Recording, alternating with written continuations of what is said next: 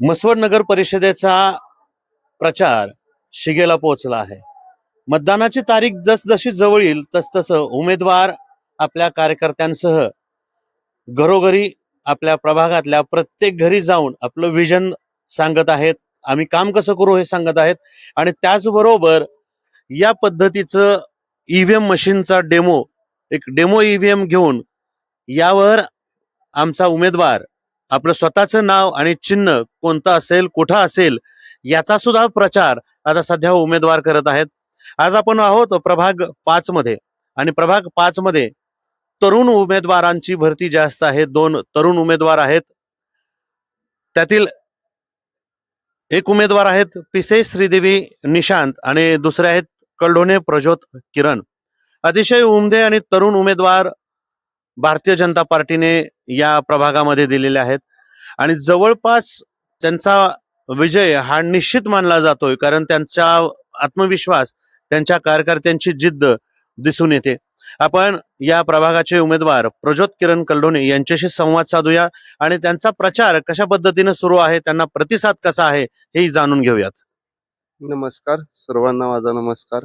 सर्वप्रथम मी आपल्या भारतीय जनता पार्टीचे व आपल्या तालुक्याचे जननायक आमदार व आपल्या महाराष्ट्र राज्याचे ग्रामविकास व पंचायत राजमंत्री तथा सोलापूर जिल्ह्याचे पालकमंत्री माननीय श्री जयकुमार गोरे भाऊ व त्यांच्या सुविद्य पत्नी माननीय सुनियाताई गोरे यांचं प्रथम मी आभार व्यक्त करतो की त्यांनी माझ्यासारख्या सर्वसामान्य कुटुंबातील युवकाला या म्हसवड नगर परिषदेच्या 2025 सालच्या निवडणुकीच्या एक नगरसेवक उमेदवार म्हणून त्यांनी अधिकृत उमेदवार म्हणून संधी प्राप्त करून दिली. त्याबद्दल मी त्यांचे मनपूर्वक आभार व्यक्त करतो.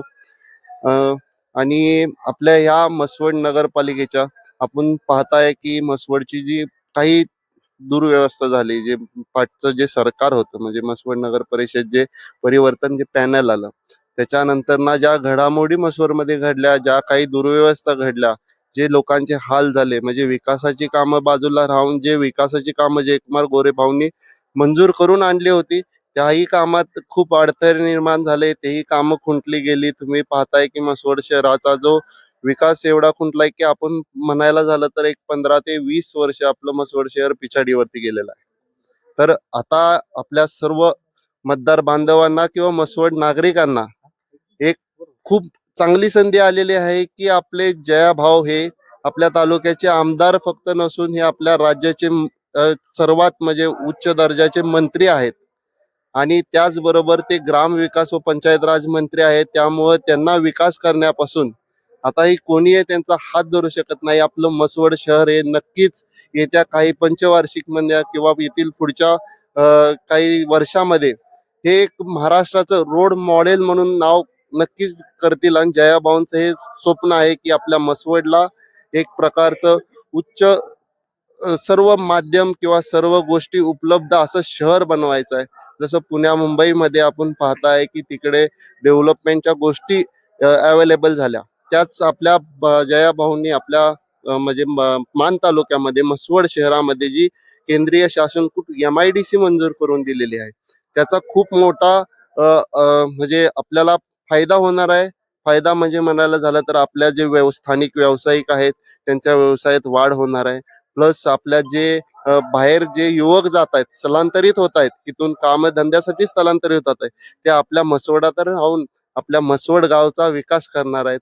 आणि मी आता सर्व लोकांना म्हणजे सर्व म्हसवड नागरिकांना ही विनंती करतोय की आपल्याला आता हे नवीन संधी आलेली आहे, ह्या संधीचा नक्कीच आपण विचार करावा आणि आपले जे जया भाऊ आहेत किंवा त्यांनी जे आमच्यासारखे जे उमेदवार यंग तरुण उमेदवार नेमलेले आहेत त्यांना आपण प्रचंड बहुमताने विजयी करून त्यांना आपल्या म्हसवड नगर परिषदेच्या निवडणुकीच्या संदर्भात त्यांना निवडून द्यायचं आहे.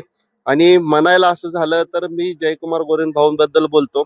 आपण पाहताय अख्ख्या महाराष्ट्रात तुम्ही जावा, त्यांच्यासारखा नेता कुठेही पाहायला मिळणार नाही, कारण ते आज महाराष्ट्राचे मंत्री आहेत. तरी ते तळागाळात जाऊन म्हणजे लोकांच्या बांधावरती जाऊन ते आमचा प्रचारही करतायत आणि लोकांना समजूनही सांगतायत की काय हे मी उमेदवार नेमलेले आहेत. आणि तुम्ही पाहताय पूर्ण महाराष्ट्रावर पाहताय की कुठलीच म्हणजे नगरपालिका नसेल किंवा कुठली नगरपंचायत नसेल, कुठलाही महानगरपालिका नसेल की त्यांच्यात एवढे यंग उमेदवार नेमलेले आहेत. तर ही ताकद फक्त जया भाऊंची आणि आपल्या सोनियाताई वहिनी ज्या आहेत, वहिनी साहेब त्यांचीच आहे, की त्यांनी या युवकांना संधी दिली. सर्व पाहता आमचे जे सर्व उमेदवार आहेत आणि आपल्या ज्या नगराध्यक्ष पदाच्या उमेदवार आहेत ह्यांचंही वय ह्या यंगही आहेत. सर्व उमेदवारांचं ऍव्हरेज वय जरी काढलं तर हे 29 ऍव्हरेज वय आहे आणि सर्व उच्च शिक्षित उमेदवार त्यांनी आता दिलेले आहेत. आणि त्याचबरोबर जे आपले जे म्हसवडाचे ज्येष्ठ आजी माझी जे ज्येष्ठ नेते आहेत त्यांचंही मनपूर्वक मी आभार व्यक्त करतो की त्यांनीही त्यांचा माघार घेऊन म्हणजे आमच्यासारख्या नवयुवकाला त्यांनी खूप अहोरात्र कष्ट केलेले या म्हसवडसाठी. भाजपचे जे ज्येष्ठ कार्यकर्ते असतील, नागरिक असतील, त्यांनी त्यांची माघार घेऊन आमच्या नवयुवकाला संधी दिली आहे. त्याबद्दलही मी त्यांचा मनपूर्वक आभार व्यक्त करतो की आणि म्हसवड शहराला मी आव्हान करतो, आपल्याला नक्कीच येत्या 2 डिसेंबरला जी निवडणूक मतदान आहे ती त्यांनी सर्व लोकांनी 100% मतदान केंद्रावरती जाऊन आपला जो मतदानाचा अधिकार आहे तो भाजपच्या चिन्हावरती बटन दाबून त्यांना सर्व उमेदवारांना विजयी करायचा आहे. आपल्या म्हसवड शहराला जे पिछाडीवरती गेलेलं आहे ते जलद प्रमाणे कसं भाऊंच्या नेतृत्वाखाली कामाला यश लागेल किंवा फास्ट चालना मिळेल ह्याच्याकडे लक्ष द्यायचं आहे. प्रचार तर सर्व लोकांचा म्हणजे आपण म्हणताय भाजपचे जे उमेदवार नेमलेले आहेत भारतीय जनता पार्टीने किंवा जयाभाऊ गोरेंनी हे पूर्ण घराघरात खूप वेळा म्हणजे आपण कमीत कमी आता आमच्या तर प्रभागाचं म्हटलं तर आम्ही प्रत्येक घरात किमान 6 ते 7 वेळा पोहोचलो आणि अजूनही पोहोचत राहील, अजूनही लोकांना समजवत राहील. आता जी नवीन गोष्ट आली आहे की एका म्हणजे प्रभागामध्ये एक थेटला मतदान जाणार आहे आपलं. त्यांच्या उमेदवार जे आहेत ते माझ्या प्रभागातलं म्हटलं तर थेटचे उमेदवार आपल्या सौ पूजा सचिन विरकर या आहेत आणि माझ्या प्रभागामध्ये म्हटलं तर प्रभाग अ च्या उमेदवार आहे श्रीदेवी निशांत पिसे आणि मी स्वतः प्रभाग क्रमांक ब चा प्रज्योत किरण कल्लोणे. आणि प्रत्येक उमेदवार हा प्रत्येक घराघरात जातोय, प्रत्येक वार्डातला प्रत्येक प्रभागातला उमेदवार घराघरात जाऊन तो प्रचार करतोय. आपली जी नवीन आता जी आहे की एका नागरिकाला एका मतदाराला 3 मतदान करायचे आहेत, बरोबर. हे मी त्यांना जाहीर आवाहन करतो, कुणाचंही काही ऐकू नका. आपल्याला पॅनल टू पॅनल मतदान करायचं आहे, कारण की आपण आपला ज्या देशातलं जे सरकार आहे ते मोदींचं सरकार आहे आणि आपल्या महाराष्ट्र राज्यातलं सरकार ही भाजप सरकार आहे. जिल्ह्यातलंही पाहता तर जिल्ह्यातलंही सगळं सरकार हे भाजपचं असेल. तर त्यासाठी आपल्या म्हसवड शहराचा जर विकास करायचा असेल तरी आपल्याला असं नाही आहे की आपल्याला वेगळं मत करून किंवा ह्याला त्याला सहानुभूतीसाठी मत नाही द्यायचं आहे. आपल्याला विकासाला मत द्यायचं आहे आणि ह्या विकासाच्या मुद्द्यावरती आपल्याला ठाम राहायचं आहे. हे म्हसवडकरांनी नक्कीच ते केलं पाहिजे. आणि विकासाच्या बाबतीत तर म्हणायचं झालं तर जयाभाऊंनी ते ह्या म्हणजे हा प्रभागात किंवा त्यांच्याकडे ही जर सत्ता नव्हती तरी त्यांनी विकासाच्या कामाला खूप मोठी गती दिली आहे.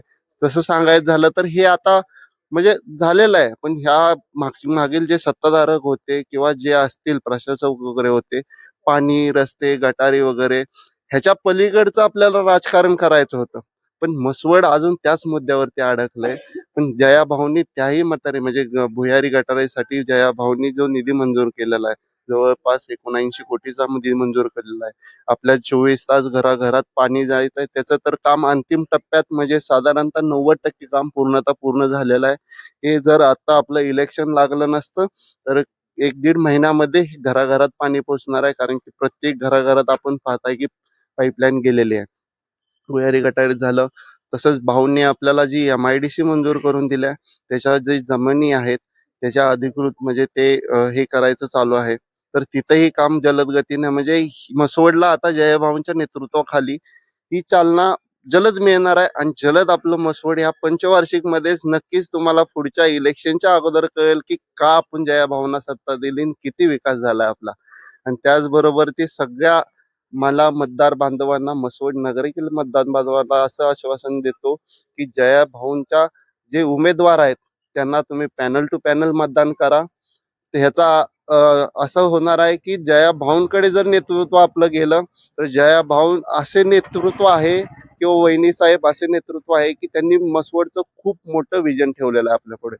की त्यांचं विजन असं आहे की म्हसवडला शांघाई सारखं बनवायचं आहे, हे मसवड नाही शांघाई आहे असं लोकांना वाटेल असं करायचं आहे आणि ते तत्पर आहेत त्या कामासाठी. कारण महाराष्ट्रात मी तर म्हणतो माझ्या हयातीमध्ये बघतो मी जया भाऊंसारखा नेता पाहिलेला नाही की तो माणूस म्हणायला झालं तर सोलापूर जिल्ह्यात जातो तिथून आल्यानंतर थकत नाही. कुठलाही मंत्री नाहीये आपल्या महाराष्ट्र राज्यात तुम्ही दाखवा शोधा असा मंत्री सापडणार नाही त्यांच्या एवढं काम कष्ट आणि जनतेसाठी राबणारा नेता किंवा त्यांच्या सुविध पत्नी ज्या असतील सोनिया वहिनी साहेब त्याही मसवडमध्ये किंवा जे निवडणुका आहेत त्या प्रत्येक घराघरात जात आहेत, प्रत्येक वार्डात जात आहेत, प्रत्येक प्रभागात जात आहेत आणि सर्वांना समजून सांगतायत की का आपण आता भाजप सरकारला आपलं मत द्यायचं आहे, का आपण विकासाला मत द्यायचं आहे, ह्याबद्दल सर्व गोष्टी समजून सांग. विकासाच्या मुद्द्यावर लढली जाणारी ही निवडणूक 2 तारखेला मतपेटीत बंद होईल आणि जनतेचा कौल हा 3 तारखेला आपल्याला समजेल.